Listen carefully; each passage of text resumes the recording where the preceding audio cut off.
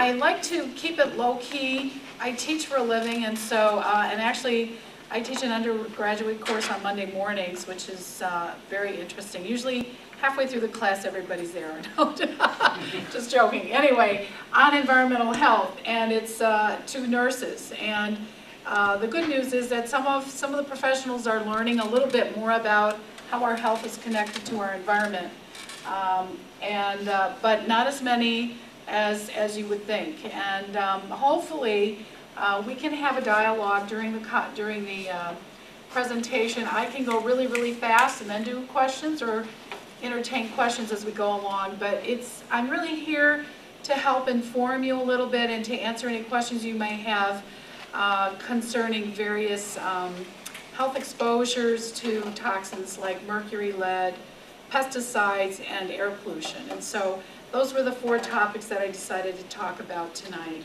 And thanks to Lucas for inviting me. I do appreciate that.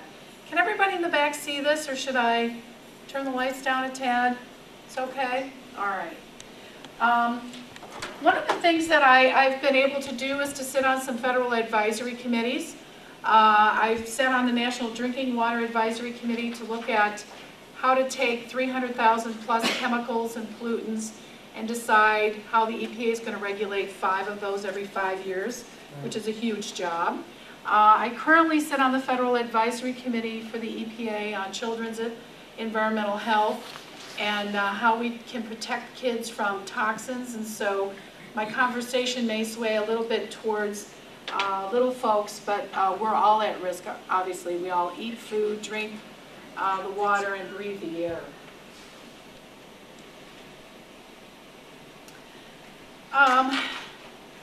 I love talking to folks that are dedicated to the environment. I've been a Sierra Club member for a really long time and have actually traveled to Alaska on a service trip, so that sounds like a great speaker. But we know that the environment includes everything, and in healthcare, a lot of us think of the environment as where we live, like our home or our workplace. But the fact is, and we all know this as environmentalists, it's everything that exposes us wherever we are. It's always nice if we're in the woods, but not as often as I'd like. And environmental health then is really looking at the impact of the environment on who we are as human beings, and how we attain disease as a result of our environment. The World Health Organization estimates that as much as 24% of global disease is caused by avoidable environmental exposures. And I really want to underscore the word avoidable. It affects more than 80% of the diseases that we see, whether in our families or in the hospital as healthcare workers, and more than 33% of disease in children under the age of 5 is caused by environmental exposures. What are some of the things that we need to think about when we're linking environmental exposures and diseases? And this is a short list. But first of all, asthma, and we'll be talking about asthma in a little bit more depth. Environmental tobacco smoke, of course, is obvious.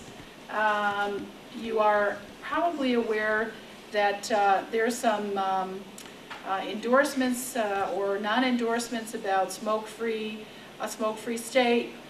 In restaurants, etc., we need to really promote that. Outdoor air pollutants, particulates, sulfur dioxide, and ozone. I'll be mentioning a little bit about the expansion of the freeway and what that means, particularly to children and particularly for those schools that are close to the freeways. Mold and pesticides. A lot of folks are not aware that when pesticides are used, they will naturally trigger asthma attacks. So kids that are in schools where they're spraying either inside for bugs or other critters or outside in the soccer fields may have asthma triggered, an asthma attack triggered. And so parents really need to see that connection and understand that connection to really advocate for less pesticides in the school property.